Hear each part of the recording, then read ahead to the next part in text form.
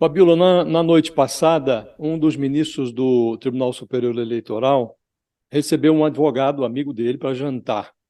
Não antecipou o voto, confirmou durante a refeição esses prognósticos de veredito para o julgamento que entra na fase final aí nesta quinta-feira, e disse uma frase que ajuda a compreender essa sensação de jogo jogado que antecede o julgamento. O ministro disse: a sentença de inelegibilidade é redigida no TSE com a caligrafia do Bolsonaro. Essa foi a frase que ele disse ao amigo advogado. Nessa versão, o Bolsonaro cavou a própria cova. A Justiça Eleitoral está apenas jogando terra em cima. Prevalece a percepção de que o Bolsonaro exagerou nas apostas contra a democracia e o Alexandre de Moraes. E perdeu todas.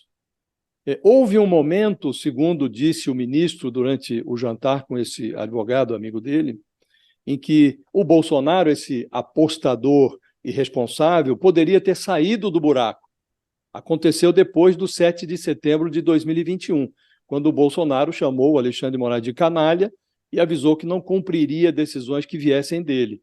O Michel Temer entrou em cena, jogou água na fervura, redigiu uma nota de recuo e colocou o Bolsonaro no telefone com o Alexandre de Moraes. Então, bastava, segundo esse ministro, cumprir o compromisso de moderação assumido naquele armistício e o Bolsonaro talvez tivesse um outro destino. Mas o Bolsonaro continuou dobrando as suas apostas. No jantar com o advogado, o ministro recordou um outro aviso que foi desprezado pelo Bolsonaro. Esse segundo aviso soou numa sessão do TSE realizada no mês seguinte, outubro de 2021, um ano antes da eleição de 2022. Acontece tanta coisa que a gente vai esquecendo, de fato, de alguns detalhes. Nessa sessão de outubro de 2021, o TSE livrou a chapa Bolsonaro-Mourão da cassação. Mas avisou, vários ministros avisaram e constou do voto do relator que a repetição de 2018, ano em que Bolsonaro prevaleceu propagando mentiras no WhatsApp, resultaria em punições severas. E o Alexandre de Moraes, que estava naquela sessão, não era ainda presidente do TSE, mas era ministro do TSE, avisou na época o qual seria o destino dos transgressores. Ele falou textualmente: irão para a cadeia. 2 meses depois, o Bolsonaro voltou a surtar.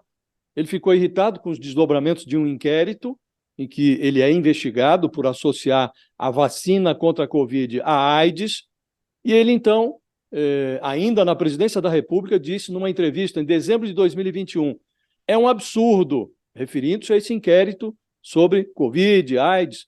Ele, o Alexandre de Moraes, está no quintal de casa. Será que ele vai entrar? Será que vai ter coragem de entrar? Aí o Bolsonaro completou. Não é um desafio para ele. Quem está avançando é ele, não sou eu. Então deu no que está dando, Fabíola. E pode ficar pior. Então é muito curiosa essa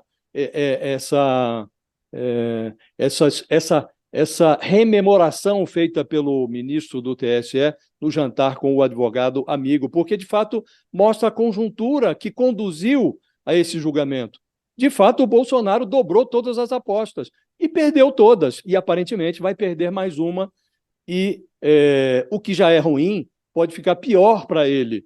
Do ponto de vista político, aí virão os desdobramentos, e o Brasil, se tiver inteligência, o eleitor brasileiro, vai também apreender os ensinamentos da conjuntura. Mas, do ponto de vista judicial, o Bolsonaro, de fato, cavou a sua cova, Fabíola.